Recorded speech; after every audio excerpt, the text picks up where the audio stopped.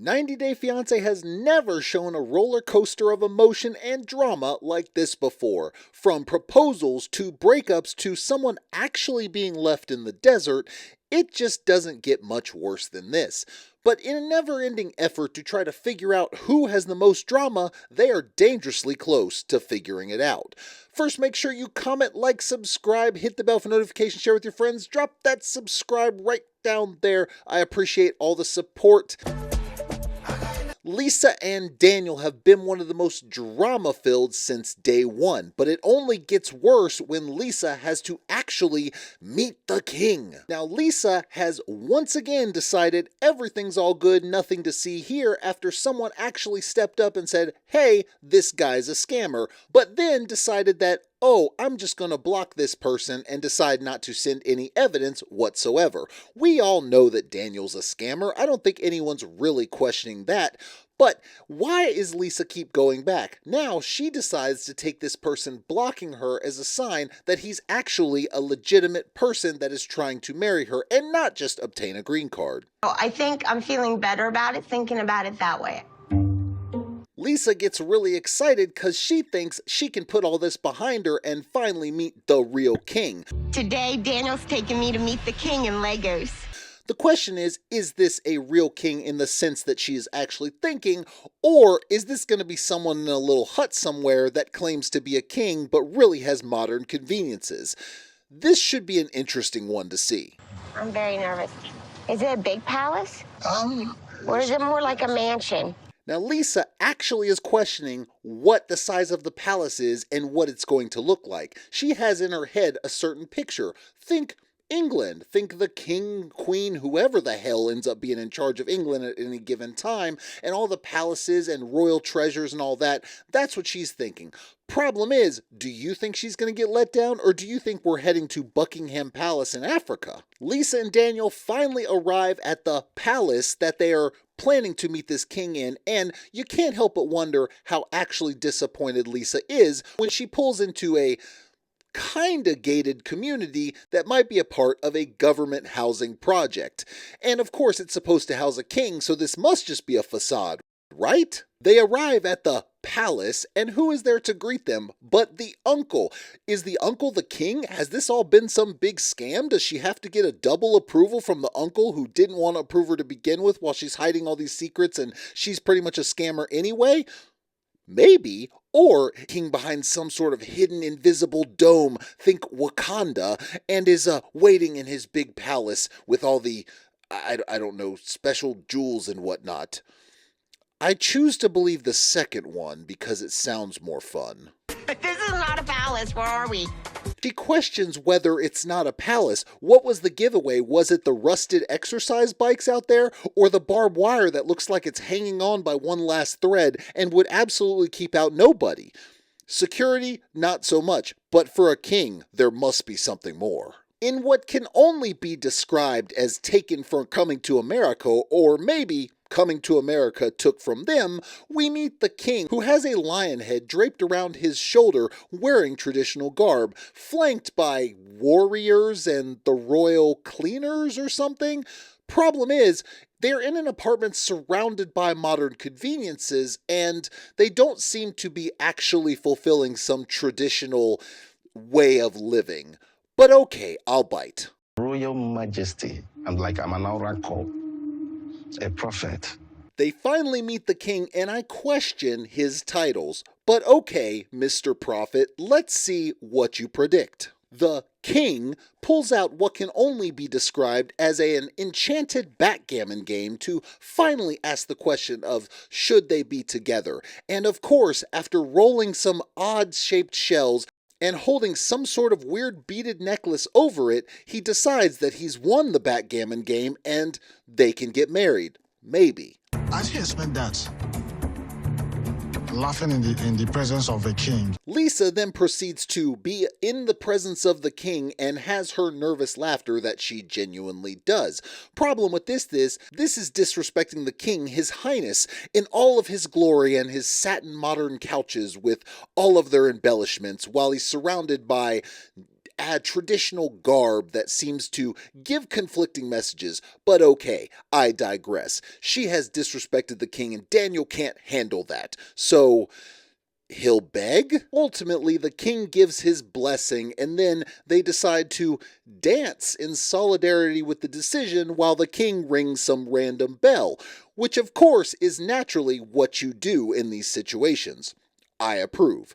But as they dance, Lisa decides to remember the fact that after all of these approvals from the king to the uncle to Daniel himself, she still hasn't revealed that she is still actually married to a woman that they don't agree with. There is definitely much more here that is going to cause problems in the future. But until then, happy king. I could dance in solidarity too with my non-king.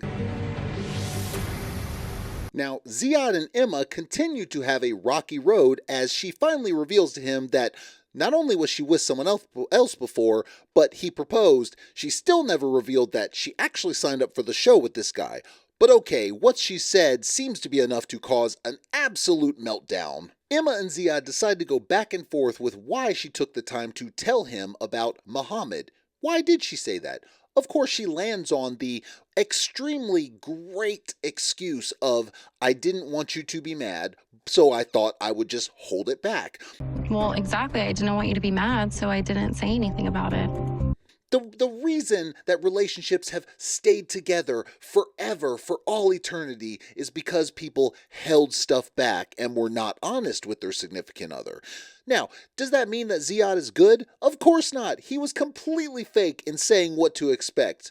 But yet, it doesn't mean what she did was okay either. Clearly, this is showing that maybe the two aren't meant for each other. But this could be an easy thing to just part ways. Instead, Ziad takes it to a whole nother level. In the extreme breakdown of this relationship, Ziad decides to say that Emma is absolutely no good. Now, he might be right here because obviously she doesn't have it together. She has her own issues, including not having a job and not being able to figure out her own identity. We can see that by her plastic surgery, makeup, and injections she gets. But that doesn't really matter here. What matters is the whole situation of telling the truth, communicating, or lying. They're not communicating, they're not telling the truth, and both of them have been lying. Obviously, it's not holding together. So then Ziad decides it's over, I can't do it anymore, and she thinks it's simply because of an ex-boyfriend. So you're breaking up with me because I was with a guy before you. Obviously, there is more to it than that, but okay, Emma, let's go with that. Now, I can ride with the fact that Ziad said, I don't care about your past, and now all of a sudden does, but no one's saying that at this point. Emma decides it might be the right thing to chase after him, and in an awkward exchange of, I'm not touching you, you are touching me, stop touching me, between the two, she finally lets him go, and he says goodbye.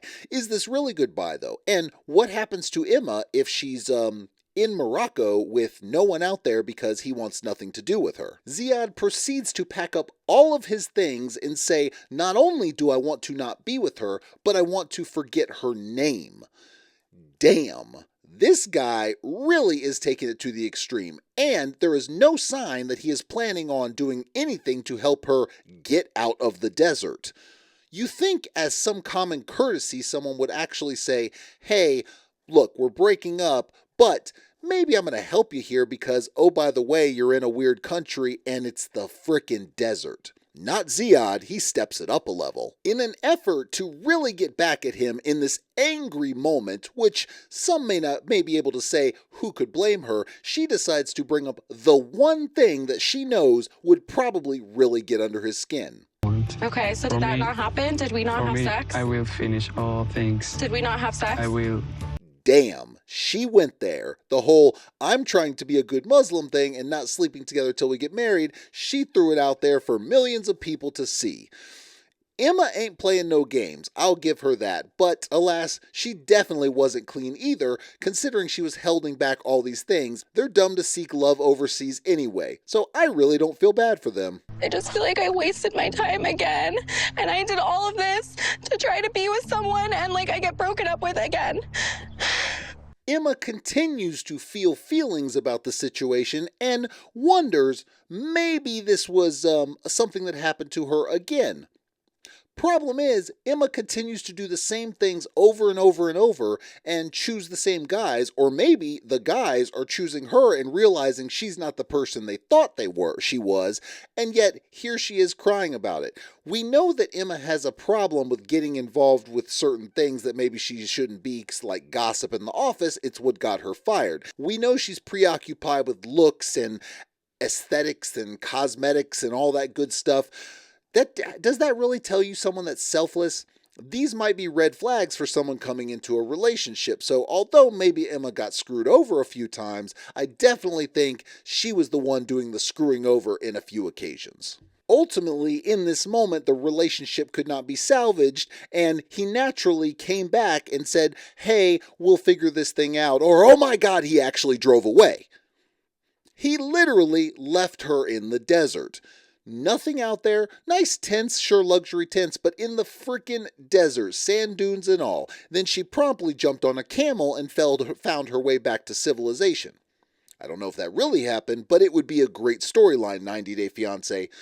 Hit me up, I got some good ones for you. Stig and Aviva definitely have some issues here, considering that there's a big question of whether he can actually be faithful to her, so she calls in the reinforcements with her Aunt Spring, who can only be described as a jilted lover screwed over by another national. Although, she does look a little crazy, so I question whether she had something to do with the implosion of her own relationship. Aunt Spring and Stig decide to take a moment to have a discussion and find out if he's really the one for Aviva. Problem is, she comes with what she says are receipts. You be the judge if they really are. And that's okay, and I appreciate So I asked. But she has a picture of him kissing another woman on the cheek. Now he claims it is actually just a fan. What am I going to do? It's just a fan.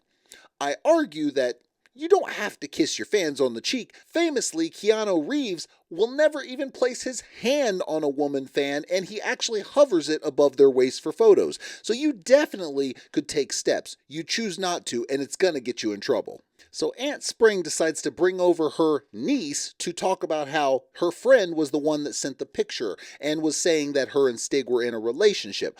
Problem is, the niece feels so bad for not telling Aviva, but it was so traumatic to even bring this to Aunt Spring. But yet none of y'all are actually bringing this to Aviva. I know that my friend and Stig have been hooking up. She goes to Stig and basically says, hey, you need to bring this to her, or I'm going to tell her. If you were a family member, a friend, or whatever, would you go to the guy or girl and say, hey, you need to fix this, or would you just go to them and say, I found some shady stuff? I question whether they actually have validity in what they found. Maybe they do. I don't think Stig's actually going to be faithful. But this evidence that they're bringing forward and how they're going about it is really shady at best. You won't even tell your loved one about it? Aunt Spring is clearly a woman scorned. Extra about it is exactly what my husband would do too. This is all the things that I worry about. Problem here is she decides to talk about how, oh, you're getting extra, you're getting bothered when I bring something up. It must mean you're guilty. The reality is, when you've dealt with a crazy woman, or when you have a crazy woman in your face and you get defensive, it could just be because they're making you mad, because they're bringing craziness to your face. I don't think Stig is necessarily innocent, but I also think Aunt Spring is crazy, and she's just trying to screw every person she possibly can because she's upset about what happened to her. Aviva seems to have some interesting thoughts on the meeting with Aunt Spring before even knowing what happened. Grill him and get the answers. However, I was hoping deep down they would like each other and... On one hand, she wants Aunt Spring to be able to grill him, but she wants them to get along. How does she think those two are going to actually happen when you know damn well that your aunt is going to come in hot and you know damn well he's going to get upset about it? I think she's in a delusional la-la land. I came all the way to Belize and I was ready to start a family with him. And then he pulls back on the babies. He won't say he loves me. Aviva then decides to show that she's actually kind of crazy by saying, how dare he? There's so many red flags now. First, he won't say I love you. Then he won't sleep with me without a condom. What am I supposed to think here? How am I supposed to go about things? This lady has her priorities so messed up she doesn't know what's happening. She came to the country thinking, I will literally sleep unprotected with this guy I don't know, create a family right off the bat, and he's going to be some sort of good present father, not knowing a damn thing about him. Obviously, there are crazy issues in this relationship that are really struggling to get resolved. Oh, Lordy. Forrest and Sheena have really been trying to shake any kind of supervision the whole time they've been there. Now Forrest decides, hey, there's awesome mall that looks like Venice, Italy. Let's go there and do a romantic day of some sort. Problem is that then he decides it might be a good idea to bring up all the issues again, and we really need to have a hard discussion about her lying. When they are trying to have some alone time. It never ceases to amaze me how all these people think at the most intimate times is the best time to bring up crazy drama. Forrest decides to reveal that one of his dreams is to be able to dress up like a knight and have Sheena dress up like his princess and enjoy these times. One thing that's missing is his white wig covering up his syphilis wounds on his head. I guess he just missed that part of the costume. They decide to take their pictures as they're going to live out this fantasy to make it look like they were actually living in old times. Problem is that I guess the photographer missed the point of the background actually has to be above the people. Otherwise, you're just going to have mall goers walking around in the background. But that's okay. Everyone likes a good medieval times photo with modern people walking around buying Cinnabon in the background. Sheena decides with all this talk of honesty, she needs to come clean about something else. What could it be? Could it be drug use? Could it be promiscuous things she has done in the past? Could it be she was selling herself? No, it's actually that she has had a bad relationship in the past that's made it hard for her to trust, which is the reason why she lies. It feels like every time we get some sort of explanation, it gets a little bit worse. Sheena really doesn't owe an explanation when it comes to her money. She can do what she wants. The problem has always been she lies about everything, which is interesting. So Sheena and Forrest decide to go on a gondola to live the whole experience, and they decided to make howling monkey sounds and call it singing. It is the most romantic of dates, but at least they look like they're having fun. I can't fault them for that. Ultimately, in this whole romantic moment, there was a plan in place. Forrest decided, I'm going to get him right to this right area, and I'm going to pop the question. And that he did. And, naturally, Will you please marry me? Yes, I do. yes, she said yes. Of course she did. So this gets interesting now because what is his mom going to think? Should he care? No, I don't really think he should care. His mom is over-controlling and kind of crazy, and I just don't really like her that much. But is she going to cause problems? Probably. It only gets worse from here. Fun thing is that immediately something seems to happen with Sheena where all of a sudden she decides to speak for Forrest. It's the right time, and I've been waiting for this long.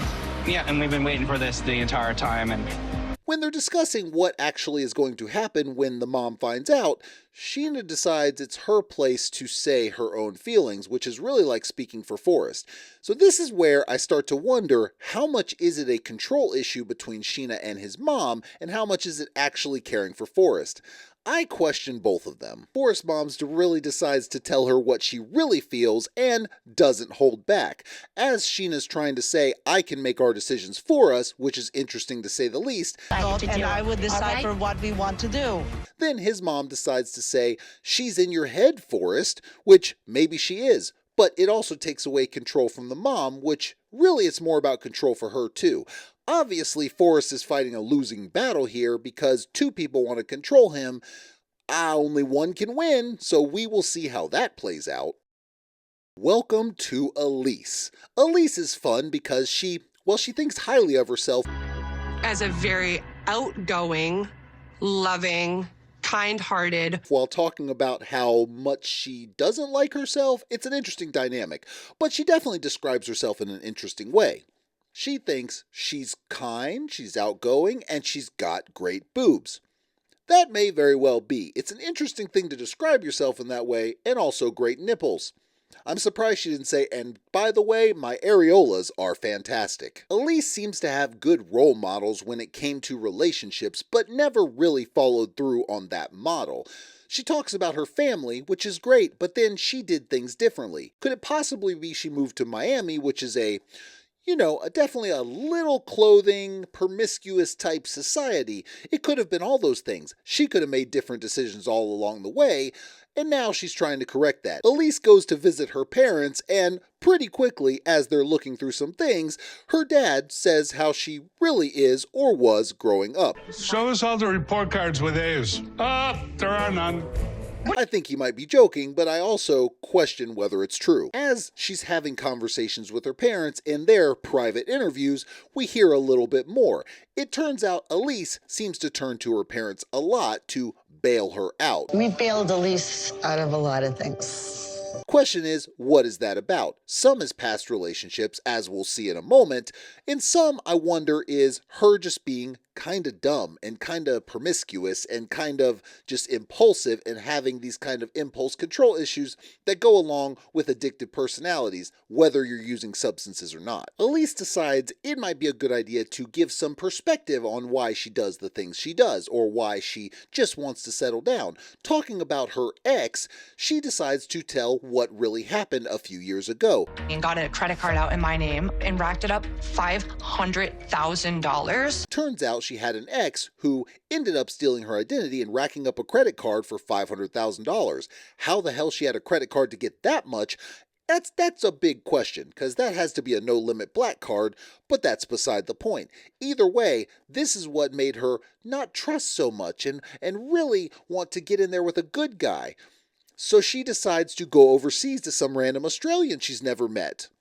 It seems like it's gonna work this time. On a side note from all the relationship stuff, she has an interesting relationship with her cat, who she says she loves to smell her breath, and then promptly says, "Did you fart? She might have licked her butt or something." Seems like she's really got it together on the intelligence thing. Stella is a boy. Stella is transgender. Elise then promptly goes on to show how low IQ she actually is by talking about how, even though it was proven that her cat was a male, she refuses to accept this, and her cat is actually transgender.